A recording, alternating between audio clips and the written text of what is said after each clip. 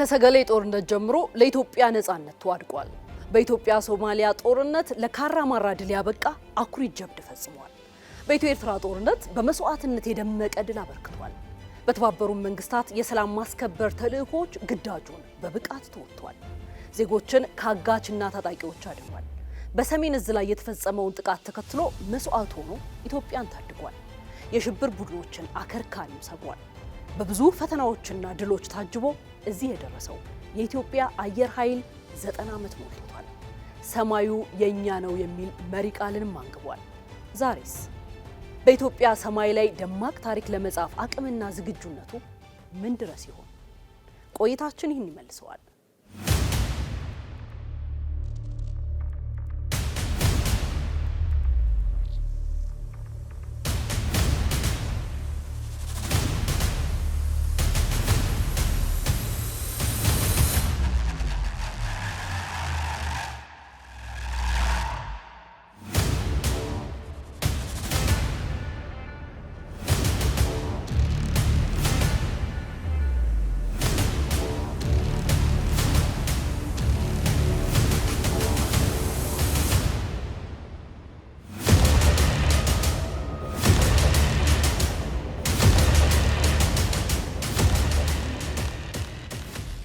አፄ ኃይለ ሥላሴ በውጭ ሀገራት ጉብኝታቸው የአየር ትርኢት ተመልክተው ተደነቁ። ኢትዮጵያም አውሮፕላን እንዲኖራት ሁኔታዎችን አመቻቹ። በዚህም በ1913 ለኢትዮጵያ የመጀመሪያ የነበሩትን 2 አውሮፕላኖች በሳጥን ታሽገውና በባቡር ተጭነው ወደ ኢትዮጵያ ገቡ። በወቅቱ ታዲያ በሰማይ መብረር በፈጣሪ ላይ ማመጽና የሰይጣን ስራ አድርገው ያስቡ ከነበሩ ዜጎችና ባለስልጣናት ጠንካራ ተቃውሞ ገጠመው።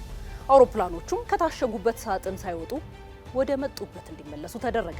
ህዝቡን የማሳመን ስራ ሲሰራም ቆይቶ ከ8 ዓመታት በኋላ በ1921 የፈረንሳይ ስሪት የሆነ ፓቴዝ 25A2 አውሮፕላን ወደ ኢትዮጵያ ገባ። አውሮፕላኑ ንስረ ተፈሪ የሚል ስያሜ ተሰጠው። በዚያው የኢትዮጵያ የአቪዬሽን ልደትም ተበሰረ። ተጨማሪ አውሮፕላኖችም በተከታታይ እንዲገቡ ተደረገ። ቀዳማዊ ኃይለ ሥላሴ የኢትዮጵያ አየር ኃይል ተቋምን ለማቋቋም በማሰብ በ1928 ሻለቃ ሚሽካ ባቢቼቭ የተባሉ ኢትዮጵያን የአየር ኃይል አዛዥ አድርገውም ሾሙ። የኢትዮጵያ የአየር ኃይል የተቋቋመበት ተብሎም የሚወሰደው ይኸው ዓመት ነው። ክፉ አጋጣሚ ሆኖ በዚያው ዓመት ጣሊያን ኢትዮጵያን ወረረች። በዚያን ዘመን አየር ኃይል የጣሊያንንም ጦር ለሚዋጋው የኢትዮጵያ ሰራዊት የስንቅና የሕክምና ቁሳቁስ ያቀርብ፣ የትራንስፖርት አገልግሎትም ይሰጥ ነበር። የኢትዮጵያ አውሮፕላኖች በቂ የጦር መሳሪያ ባለመታጠቃቸውና ፋሺስት ደግሞ በርካታ አውሮፕላኖችን አሰልፋ በማጥቃቷ በቁጥር 16 ደርሰው የነበሩት የኢትዮጵያ አውሮፕላኖች መሬት ላይ እንዳሉ ወደሙ። የዛን ዘመን አርበኞችም በምስራቅ ቢመጣ ማን ያስገባው ነበር፣ በሰሜን ቢመጣ ማን ያስገባው ነበር፣ በደቡብ ቢመጣስ ማን ያስገባው ነበር፣ በሰማይ መጣ እንጂ በማናቀው ሀገር ሲሉ እንዳንጎራጎሩ ታሪክ ይነግረናል። ከ5 ዓመቱ የጣሊያን ወረራ በኋላ አየር ኃይሉን መልሶ የመገንባት ስራ ተጀመረ። የስልጠናና የጥገና ማዕከላትም ተከፈቱ። ተዋጊ ቦምብ ጣይና የጭነቶችን ጨምሮ አዳዲስ አውሮፕላኖችም ተገዝተው ገቡ። ከ1953 ጀምሮ አየር ኃይል የጀት ቴክኖሎጂንም ታጠቀ። ከራሱ አልፎ ለሌሎች ሀገራትም የአየር ኃይል አባላትን በማሰልጠን የአፍሪካ ምርጡ ተቋም ሆነ። በ1954 በተባበሩት መንግስታት ድርጅት የሰላም ማስከበር ስምሪቶች ላይ በመሳተፍ ተልእኮውን በብቃት ተወጣ። የንጉሱ ስርዓት ተወግዶ ወታደራዊ መንግስት ስልጣኑን ያዘ። በዛ ለውጥም ሰሞን ሶማሊያ ኢትዮጵያን ወረረች። ተዋጊ ጀቶችና ሄሊኮፕተሮች ከሩሲያ ያስገባው ደርግ ወረራውን ለመቀልበስ የምድር ጦሩንና የአየር ኃይሉን አንቀሳቀሰ። ታሪክ የማይዘነጋቸው የአየር ኃይል አብራሪዎች ሰማዩን እየቀዘፉ ደመናውን እየሰነጠቁ ከ25 በላይ የሶማሊያ ጦር ጀቶችን በማውደብ ለኢትዮጵያውያን የካራማራ ድል ሰው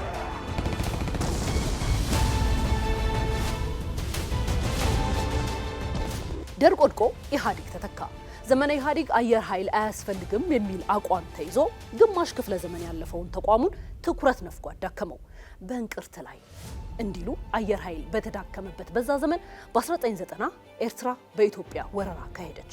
ይህ ምክንያት ሆነና አየር ኃይሉ አዳዲስ ትጥቆችን ታጥቆ ሀገራዊ ግዳጁን በብቃት ተወጣ። ጦርነቱ ካበቃ በኋላም ግን ትኩረት መነፈጉን የቀጠለው ያሉት ሀብቶችም በብልሽትና በመለዋወጫ እጥረት ምክንያት ተዝረክርከው ወደሙ። ግዙፍ ተቋም በሰማይ ላይ መብረር የሚችል አንድ ሄሊኮፕተር ብቻ ቀረው። አየር ኃይል የቁልቁለት ጉዞ ላይ ሳለ በ2010 ሀገራዊ ለውጥ መጣ። የለውጡ መንግስትም በኢትዮጵያ ልክ የሆነ ተልእኮ የመፈጸም ብቃቱን ያሳደገ ዘመኑን የሚመልስ ቴክኖሎጂና አደረጃጀት እንዲኖረው የሚልም አቅጣጫ አስቀመጠለት። ለታላቅ ሀገር ታላቅ አየር ኃይል በሚል መሪ ቃል ከ2011 ጀምሮ የሪፎርም ስራ ተጧጧፈ።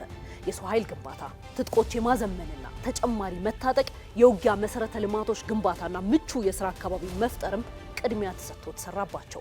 በአየር ኃይል አካዳሚ ተዘግተው ዓመታት ያለፋቸው የስልጠና ዲፓርትመንቶች ተከፍተው በርካታ ባለሙያዎችን አፈሩ። አናሎግ የነበሩ የውጊያ ትጥቆች ወደ ዲጂታል ቴክኖሎጂ ተቀየሩ። ኔቶ ስታንዳርድ ዘመናዊ ማሰልጠኛ አውሮፕላኖች ጥቅም ላይ መዋል ጀመሩ። የአውሮፕላንና የድሮን አንጋሮች ተገነቡ። ዛሬ አየር ኃይል በአፍሪካ ቀንድና በሰፊው ቀጠና የሚታዩ ስጋቶችን በተሻለ ሁኔታ ለመከታተልና ምላሽ ለመስጠት የሚያስችሉ ቴክኖሎጂዎችን ታጥቋል። በቅኝት በደህንነት መረጃ አሰባሰብና በታለመለት የጥቃት አቅሞች ጎልብቷል። ድሮኖችን ለመቆጣጠር የሽምቅ ውጊያዎችና እንቅስቃሴዎችን ለመለየትና በኢትዮጵያ አጎራባች አካባቢዎች ከሚገኙ የጠላት ቡድኖች መረጃ ለመሰብሰብ ለቅኝትም ሆነ ለኢላማ መለያ የሚያገለግሉ የሰው አልባ አውሮፕላኖችን ታጥቋል። ዛሬ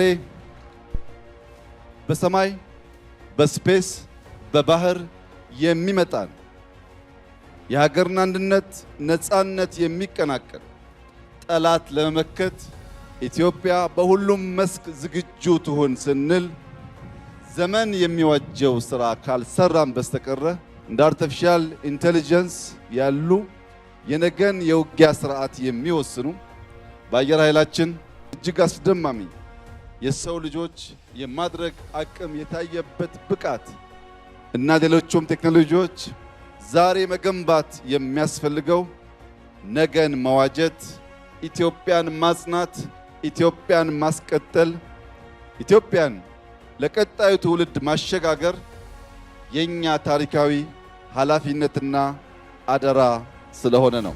በ2017 የተከበረች ሀገር የማይደፈር አየር ኃይል በሚሉ መሪ ቃሎች ቀኑ ተከብሯል። ዘንድሮ ደግሞ የኢትዮጵያ አየር ኃይል አንድነትና ነፃነት ምልክት በሚል መሪ ቃል በተለያዩ ዝግጅቶች እየተከበረ ነው። የዛሬ 2 ዓመት የኢትዮጵያ አየር ኃይል 88ኛ ዓመት የምስረታ በዓሉን ሲያከብር ከተባበሩት አረብ ኤምሬቶች አየር ኃይል ጋር በመቀናጀት ስኬታማ የጥቁር አንበሳ የአየር ትርኢት አሳይቶ እንደነበር ይታወሳል። ዘንድሮ ደግሞ የኢትዮጵያ አየር ኃይል የሀገራቱን ቁጥር በመጨመር ከሩሲያ፣ ከዩናይትድ አረብ ኤምሬትስ፣ ከሞሮኮና ከቼክ ሪፐብሊክ የአየር ኃይሎች ጋር በመቀናጀት በአይነቱ ለየት ያለ የጥቁር አንበሳ የአየር ላይ ትርኢቶች አንበሶቹ ሰማዩን አስጊጠውታል። የተከበረችው ኢትዮጵያ የማይደፈር አየር ኃይል በስከዛሬ ጉዞው ሀገራችንን ሰላሟን፣ አንድነቷን እንዲጠበቅም ተዋድቋል። ሉዓላዊነቷን ለማስከበር ታሪክ የማይዘነጋቸው ጀብዶዎችን ፈጽሟል። ለዓለም ሰላም መከበር የበኩሉን ተወጥቷል። ዛሬ በ90 ዓመቱ ደግሞ በ2022 ከአፍሪካ አየር ኃይሎች ከቀዳሚዎቹ ተርታ ለመሰለፍ የያዘው ራዕይ የሚያጠግብ ውጤት ታይቶበታል። በኢትዮጵያ ልክ የሆነው ታላቁ አየር ኃይል የአንድነትና የነፃነት ምልክት ሆኗል።